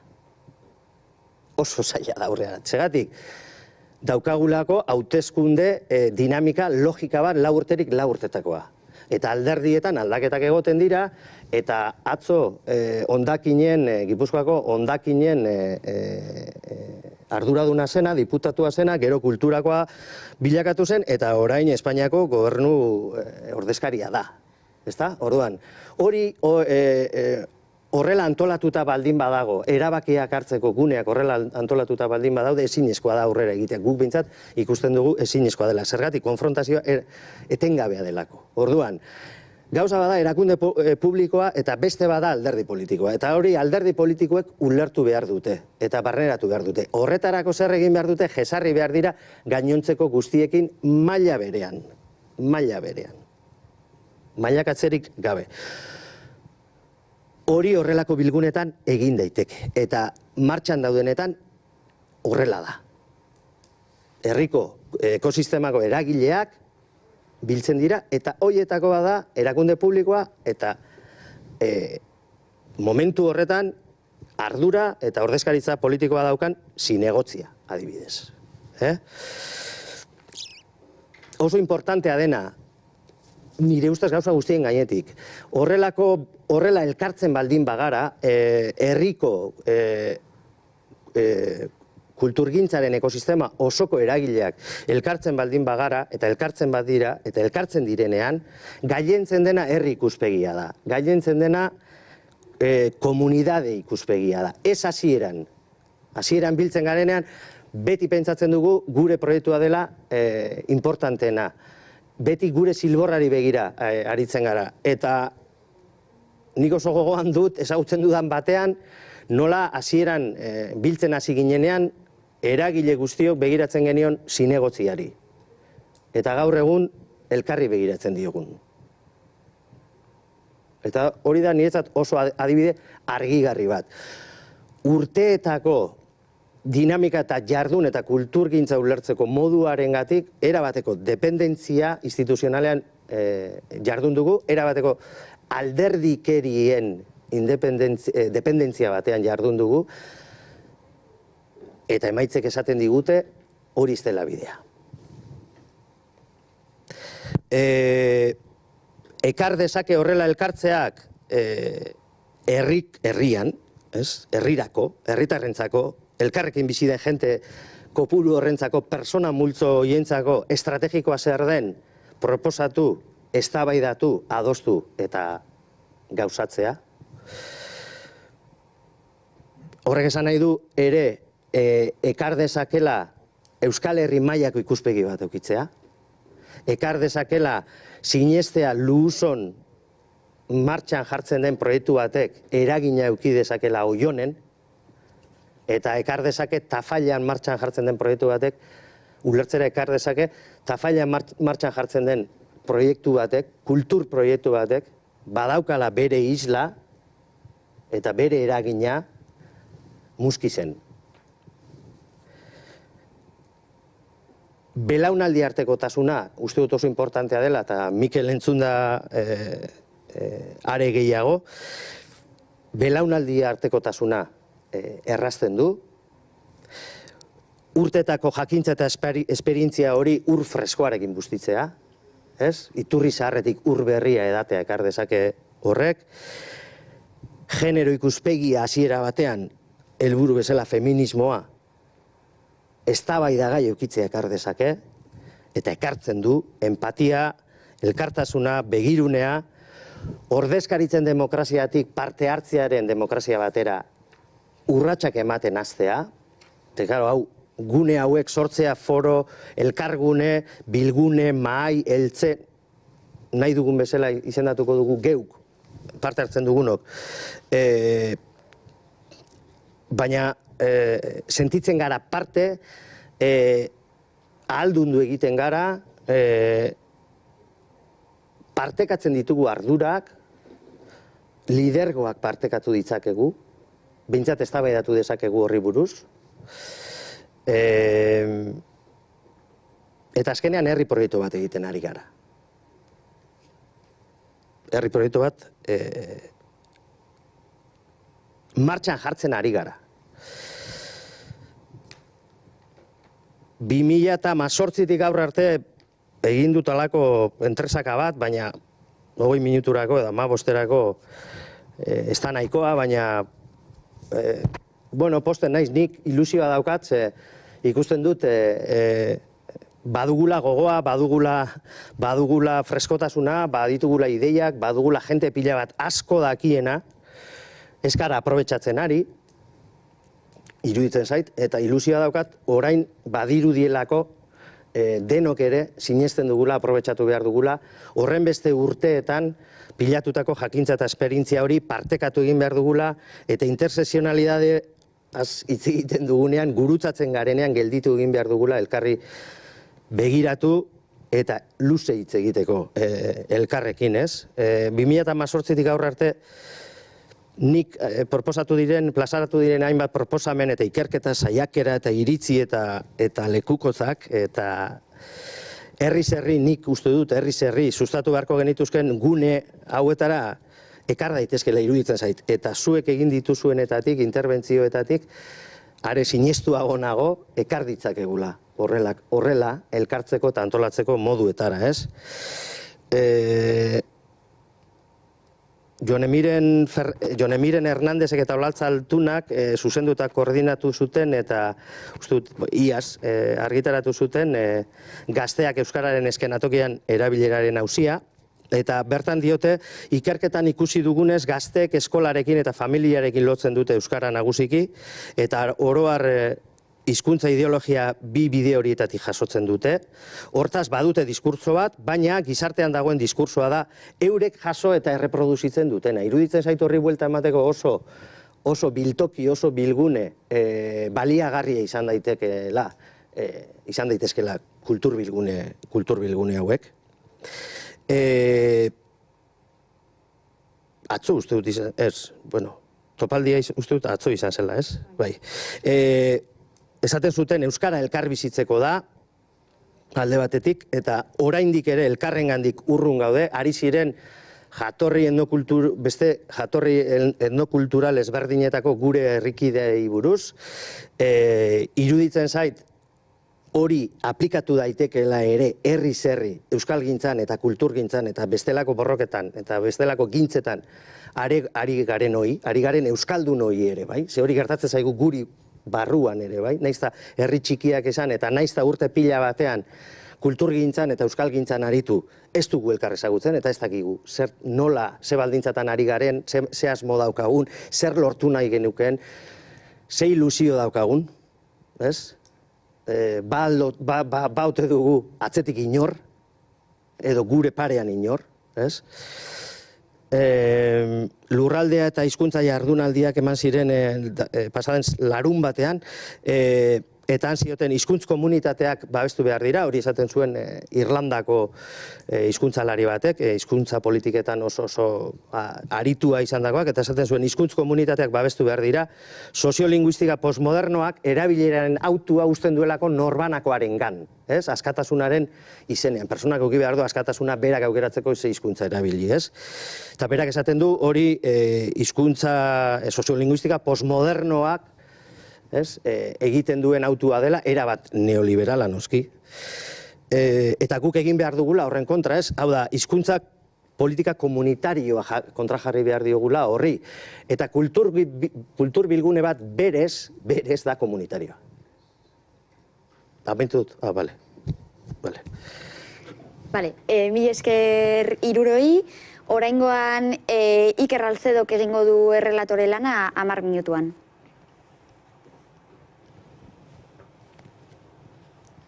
Arratzaldeon, saiatu nahi orain arte botatakoak labur biltzen eta ahalik eta modu sintetizatuenean egiten. Hasteko Mikelek botatakoak jasoko ditut, batetik euskalgintzaren indarri berritzea gaztetasunetik, hor kokatu batez ere bere foko eta bere tesi nagusiak. Eta hor, euskalgintzaren helburua, berezik erabileran pauso bat ematea, espazio erosoak gako horiek kokatu ditu, euskaren normalizaziorantz eta normalizazio horri begirako pausoak eman nahian. Gero, gazteri eta euskalgintza biak lotu nahian, gazteriaren definizio egitez aparte, bizi proiektuaren ideia abstraktu horretan sartu da, eta bereziki, era duin baten bizitzeko eta era duin baten, bizi duin baten bila doan gaztearen ideia edo maigaineratu du. Horrekin batera, gazteri eta euskalgintzaren arteko lotura horrekin estrategia baten lurreratzea edo aipatu du, eta orokorrean jaso duen tesi izan da euskalgintzan, bete ezten helburu moduan. Gero, bi korapilo nagusi aipatu ditu, lehenengoa galdera moduan plantatu, ezta? Gazteek zergatik ez dute euskaraz egiten. Eta erantzuna nahiko argi izan da, gaur gaurkoz ezin da Euskal Herrian euskaraz modu duinean bizi, eta hortik tiraka, euskaraz bizitzeko eta alduntze hori emateko, botere egune batzuk eskuratzearen beharra azpimarratu du, eta bestela euskaraz modu duinean bizi ahal izateko, euskara beti bihurtzen delako faktore estresantea eta talkaren faktore. Bigarren korapilo herri gogoan edo herri proiektuan kokatu du Mikelek, eta bota duen tesi nagusi izan da, jendeak erabakitzen duela beste hizkuntza baten bidez garatzea bere bizitza. Eta alternatiba moduan, edo behintzat esan irudikatu beharko genuken, batetik euskalduntasunan oinarritutakoa, lehenengo puntu nagusi moduan, eta bigarrenik proiektu antikapitalista moduan, da, zapalduen arteko aliantzen bitartez, bigarren mailako hiztun eta hizkuntzarik gabe, eta horretan zentratu da gehien bat. Gero, euskara tresna moduan ulertzearen beharra azpimarratu du, bereziki euskara bide izan behar dela eta ez helburu bere horretan, eta euskara kapaz izan behar dela bestelako herri proiektu zapalduekin elkarlotzeko eta elkarlan hori garatzeko. Eta bereziki euskalgintzari egotzi dion lana edo mugimendu funtzio hori betetzean kokatu du, herri gogoa transmititzeko asmoz. Hori Mikelen hitzartzeari dagokionez, Anderek gehien bat Josemi Zumalabek edo Josemi Zumalaberen optikatik landu ditu bere gaiak, eta hor batetik aliantzen garrantzia azpimarratu du, aliantzen definizio moduko bat bota du, ezta? Gatazka kultural politikoen arteko batuketa edo elkarlan moduan ulertuta, eta hortik abiatuta kontzeptu horrekin ere zeintzu izan beharko lirateken hiru oinarri nagusiak, ezta? Batetik iraupena, bestetik intentsidadea, eta azkenik partaideen aniztasuna. Eta horrek guztiak, bereziki herri mugimenduen helburu nagusi den eragite horri begira. Bestetik, beste hiru puntu nagusi aipatu ditu eztabaida berazteko intentzioz. Batetik, herri mugimenduen ikuspegitik aliantzen beharra egon badagoela, zentzu horretan ere borroken arteko jerarkizazioa aipatu du, eta aliantzen behar horren adibide moduan, mugimendu feminista, pentsionista, gazte mugimenduen arteko azken aldean ikusitako aliantza eta adibide horiek aipatu ditu. Ikuspegi orokorrari dagokionez, eta parte hartzearen ikuspegitik, aipatu du energia asko eskatzen duela multimilitantziak deitutakoa, hainbat esparrutan militatzeak, eta helburu argiek, elkarlan horretan helburu argiek ekarriko dutela, behintzat egon daitezken talka, oztopo dena delako horiek gainditzea. Eta azkenik, gatazken kudeaketan ere, sortu daitezken tentzioak, korapiloak, horiek guztiak kudeatzen eta modu baten gestionatzearen beharraz. Horrekin batera, lidergotza partekatuak eraikitzaren beharra ere bota du, eta azkenik, herri mugimenduen eta instituzioen arteko dialektika horretan sartu da. Batetik, arrisku handiak daudelako elkarlan horretan, bereziki indar posizioen araberakoa izango baita, bai abia puntua eta helburua berdina izango estelakoan, eta hor egon daitekelako bereziki eremurik aulenaren edo indargabetze bat. Eta hor bereziki ideia konkretu bat, eremuak bereiztearen eta desberdintzearen ideia batetik, herri mugimenduak, alderdiak eta instituzioak. Eta azkenik Gotzonek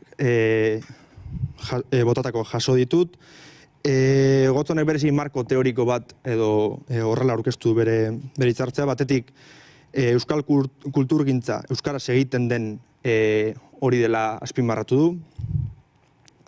bestetik beste baieztapen bat, esanez, gure hizkuntzari eta gure kulturari bizkarra emanda bizi garela euskaldunok, orokorrean joera daukagulako baita euskaldunok ere erderetara jotzeko eta bertan erdaretan kontsumitzeko. Eta euskal kulturgintza bizi berritzeko euskara bizi berritu beharra dagoela ezinbestean eta baita alderantziz ere.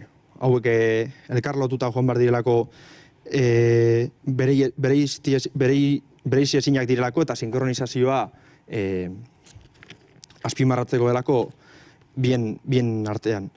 Gero, horre euki dezakegun gaitza handien ere atomizazioa dela aipatu du, bereziki gure artean ez dugulako hitz egiten kulturgile, kultur sortzaileen eta barren artean ez dagoelako harremanik, interseksionalitatearen logika aipatu du hor eta metafora erabiliz elkar lotzen gara, baina ez dugu elkarrekin hitz egiten, ez diogu elkar hitz egiten eta hori ideia nagusitzat.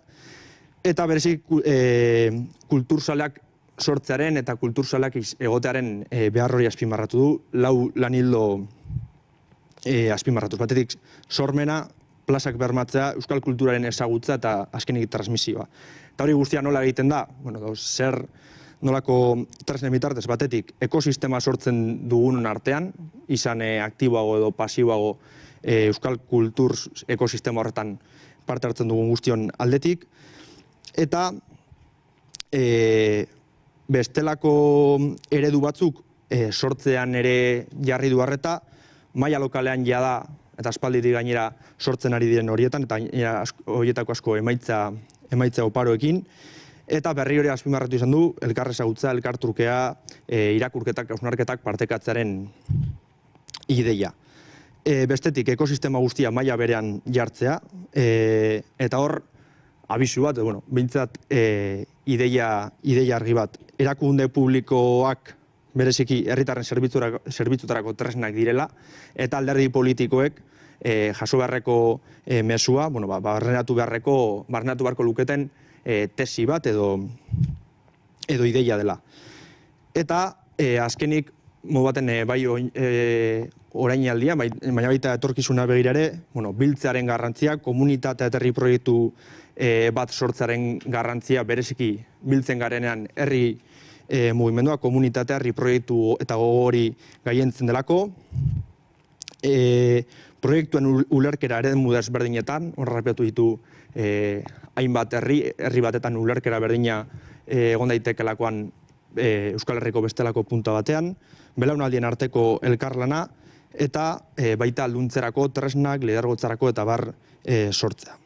Eta azkenik mezu positibo edo baikor batekin, badelako gogoa, badelako freskotasuna, gaur ere hemen ikusi izan delako, eta interseksionalitatearen logikaren garrantzi azpimarratzea, hori ere praktikan jartzea, baina bereziki elkarrekin hitz eginez, elkarrekin ikasiz, elkarrekin sortuz. Hori, bainoz. Mi esker, Iker. Orain, 15 minutuko tarte bat izango dugu iradokizun edo galdera ezberdinei bide emateko. Beraz, lehenengo galdera 60 zuzendua nahi duenak erantzuteko. Hizkuntza gatazka ez dirudi oso presente daukagunik gure bizipenetan. Hizkuntza eskubideen urraketa eta aukera berdintasunik eza errealitate oso larria da. Nola bisibilizatu dezakegu egoera hori, problematizatzen ez bada?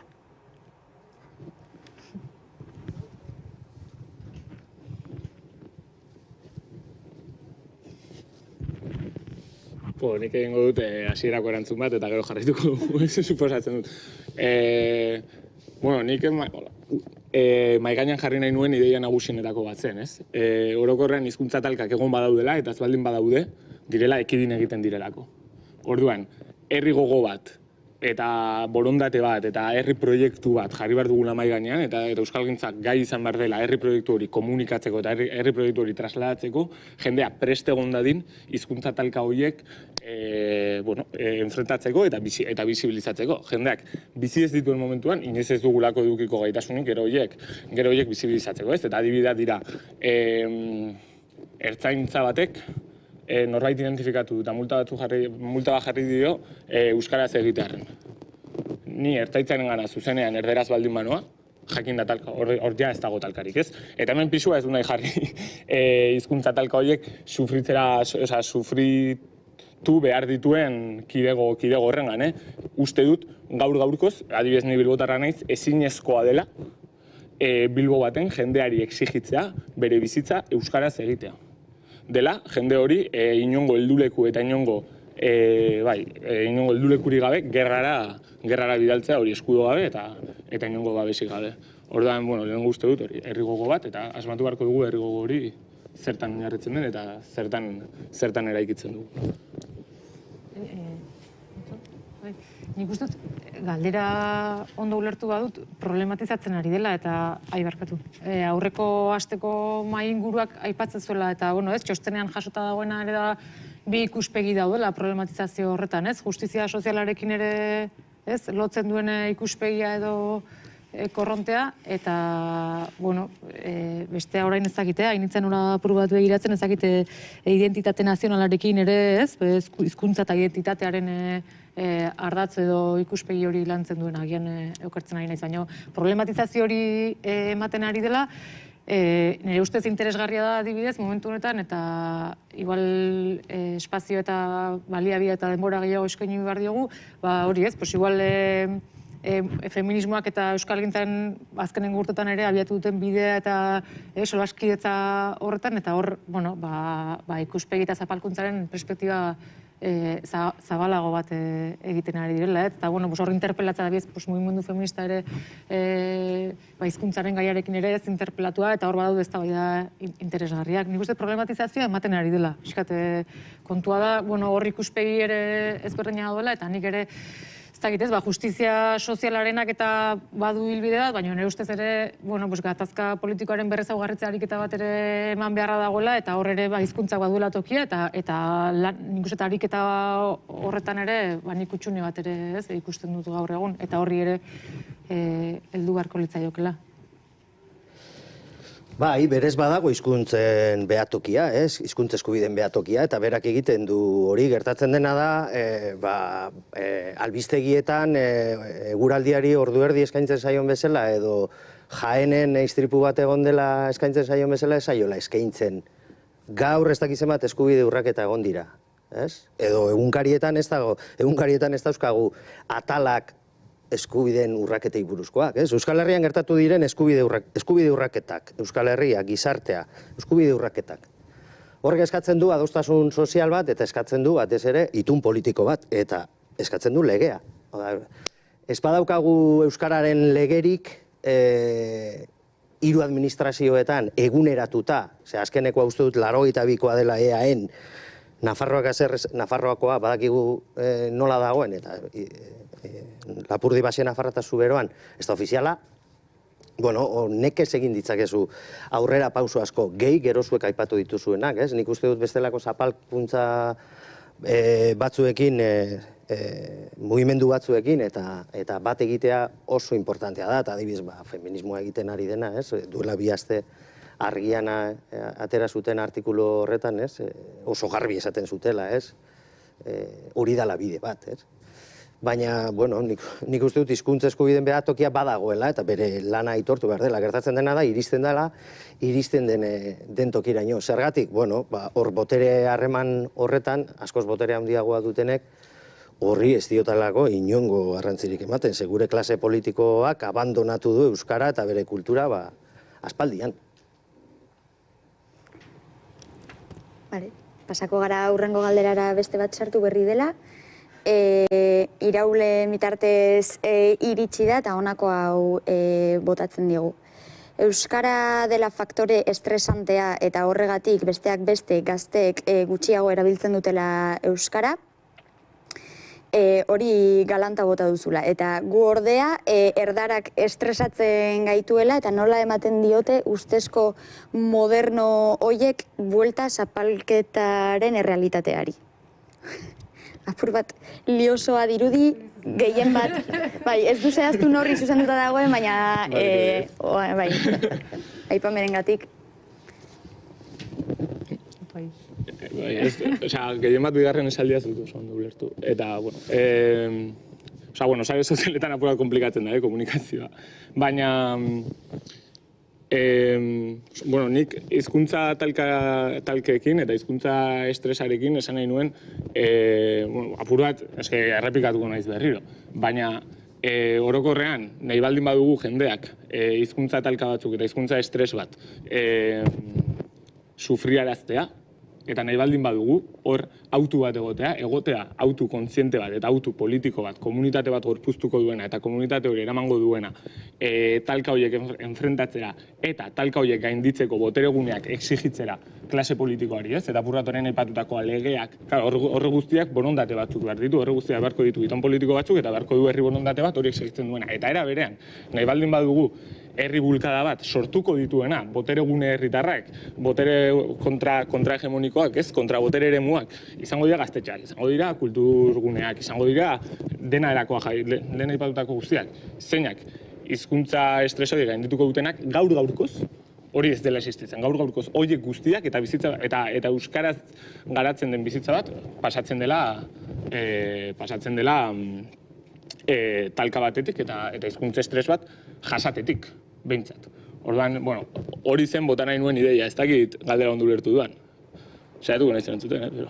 Bai, osea, nik uste dut gehien bat kokatzen zuela, zelan eman zaion buelta, osea, berez, no, gaztelerak edo erdarak gu estresatzen edo gu zapaltzen gaituen ikuspegitik, euskaldunok euskarak estresarazten gaituen irakurketa batera. Bai, bueno, nik hor, apurrat ere esateko uste dudala asko ere lotuta egon dela, edo egon daitekela, apurrat aipatutako bueno, jerarkizazio horrekin, ez? Eta orduan, zer da importanteagoa, ez? Euskera da, eta orduan euskerak puntuak behar ditu, edo importanteagoa da mediku bat edukitzea. Eta beste borroka batzuetan, ze, bueno, medikuntzan, ez? Bai, mediku izatean ez zera borroka, baina, bueno, ez dakit, feminismoan, ez? Berdin dit. Zer da importanteagoa? Lortzea Euskal Herrian adostasun sozial bat, eragile sozial ezberdinekin, eta horretarako agian erderak erabili behar ditugu, ez? Eta erderak erabili behar ditugu, edo importanteagoa da euskeraz egitea.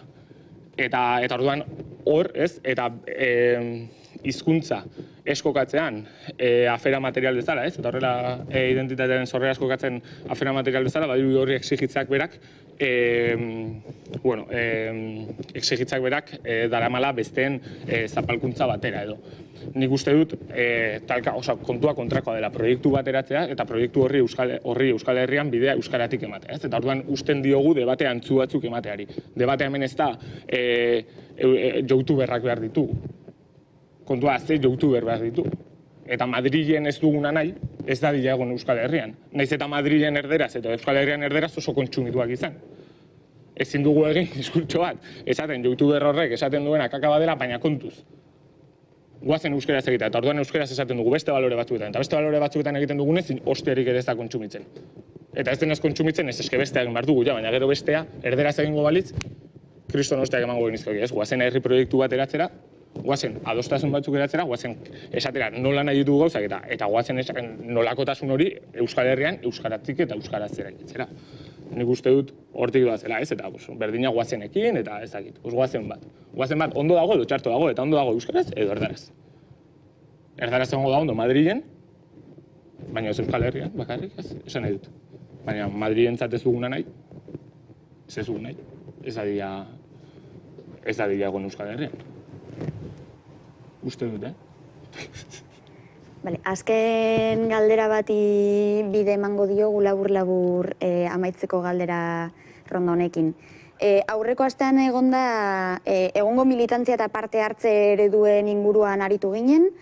Mai gainean jarri zen kolektiboen baitan norbanakoen desira eta beharrei lekua egin behar zaiela, eta nola eragiten dio horrek guztiak euskalgintzari. Hau da, zer ezaugarri izan behar ditu euskalgintzaren militantzia eta parte hartze espazioak edo ereduak.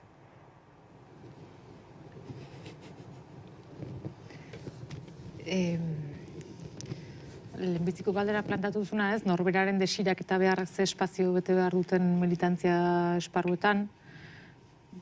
Bueno, guk gai hori bere garaian desente jorratu genuen, bereziki herri mugimendu ezberdinen partetikan kezka bat zegoelako, eredu oso maskulinizatu, zurrun, itxi, batzuk ez planteatzen zirelako, eta hor, beste ordura arte, hegemonikoak izan ziren eredu horiek ez eztabaidatuta eta eskatzen zuten, eta horren gainean beste eredu batzuk ere bistaratzea. Baina iruditzen zaigu ere joera bat ere badagoela zentroan pertsona jartzera, eta iruditzen zaigu hori ere arriskutsua dela. Norberaren desira guk erabiltzen dugu asko, erdigunean proiektu politikoa dago, helburua daude, bai aliantzetan, bai militantzian, horrek azkenean batzen gaituena ez laguntasun edo harreman bat gerora sortu daitekena, edo aldezerretik dagoena, baizik eta helburu konkretu batzuk, ez? Eta orduan, helburu konkretu horiek erdigunean egonda, ezinbestean, horiek sostengatzen duzte personak aliantze edo elkarlan eremuetan bezala, eta personak dauzkate premia batzuk, dauzkate egonezin batzuk, eta interakzio horiek ere sortzen dituzte, gatazkak, ezin egonak, eta bakoitzak dituen errealitateak, ez? Horiek kontuan hartu behar dira eta landu egin behar dira, baina uste dugu apur bat eraginkortasun politikoa ezin dugula perspektibatik galdu eta oreka bat mantentzen jakin behar dugula, eta oreka hori begira, badala personen zaintza ezinbestean eta interakzio eta elkarlan horren zaintzan, baina perspektibatik galdu gabe hori ez, erdigunean batzen gaituen eremua dela helburu politiko konkretu bat, proiektu bat, lanildo bat, edo hortik ez dakit zerbait gehitu nahi duzuen, edo... Bai, nik lehen esan dudana, Irlandako hizkuntzalari honek oso garbi izaten du, ezta? Hori soziolinguistika postmoderno neoliberalaren oinarritakoa da. Eta hizkuntza ezin da norbanakoaren esku utzi. Hizkuntzak behar du norbanakoa, baina hizkuntza ariketa komunitario bada, edo ez da. Orduan euskalgintzak ezinbestean egin behar du bat horrekin. Noski daudela norbanakoaren desirak, ez da? Baina hori, adibidez, kulturbilgune batera iristen zarenean, herri bateko kulturgintzaren ekosisteman daude adin, ikuspuntu ideologiko, helburu politiko, baldintza, klase, oso ezaugarri ezberdinetako jentea bildu daiteke hor. Baina lortu daiteke helburu komun bat. Lortu daiteke herri ikuspegi bat, lortu daiteke ikuspegi komunitario bat. Norberak dituen kezketatik, norberak dituen beharrezanetatik edaten duena eta elikatzen dena. Baina hori ariketa komunitario bat izan behar da. Hizkuntzari dagokionez, bestela desagertu ingo da. Hizkuntza. Azken galderatxo bat jorratzeko tartea izango dugu, berriz ere bai Mikeli zuzenduta egongo litzatekena, Arkaitz Zarragaren bitartez iritsi dena, honela dio, talka egon badago, zergatik gazte mugimenduak ez ditu hizkuntza urraketak grabatzen eta sareratzen. Zergatik ez du euskaraz bizitzeko deia egiten, eta zergatik ez da hizkera puru eta garbiaren aurka oldartzen. Labur amaitzeko. Lehenengo galdera, zergatik ez du... Zergatik gazte mugimenduak ez ditu grabatzen eta sareratzen hizkuntza urraketak. Nik esango nuke, maila baten, gazte mugimenduak egiten duela.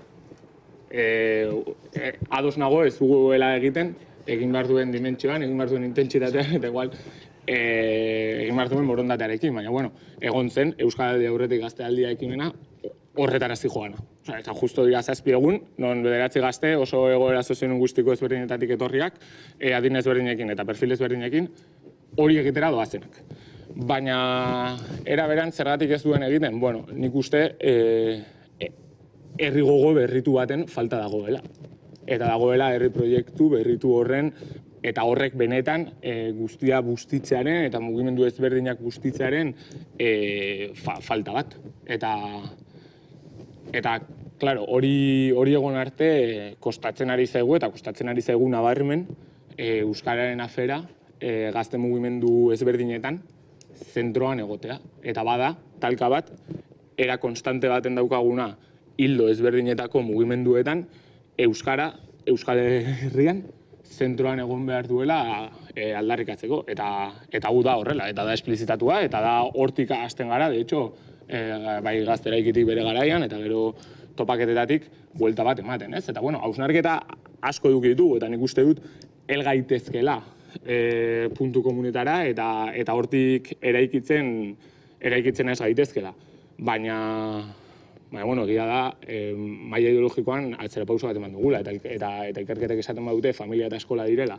Hizkuntza ideologia transmititzen duten egitura nagusiak, bueno, familiarena ez dakit asko kontrolatzen dugun, eta eskolarena eta hezkuntzarena badakigu zer dagoen hor. Eta hor dagoena. Eta nik ez dakit, eskola batek eta hezkuntza sistema batek inongo hizkuntzarekin lortzen duen berak bakarrik, hizkuntza ideologia nahikoa, herritar horiek hizkuntza horretan egin dezaten, eta eritu daitezen, eta zentroan jar dezaten. Orduan, niretzako pauso bat eman behar da, eta analisia egin behar da era materialista baten, eskubideak daude mahai gainean, eta, bueno, Euskal Herrian jolasten ari den partida hori da importantea, hemen ez doa, bueno, hortik jarraituko genuke luzaro, baina, bai. Bale, mila esker, eskerrik asko guztioi, amaitutzat emango dugu gaur arratsaldeko lehen maila ingurua, eta 5 laurden gutxitan hasiko dugu bigarrenarekin. Mila esker.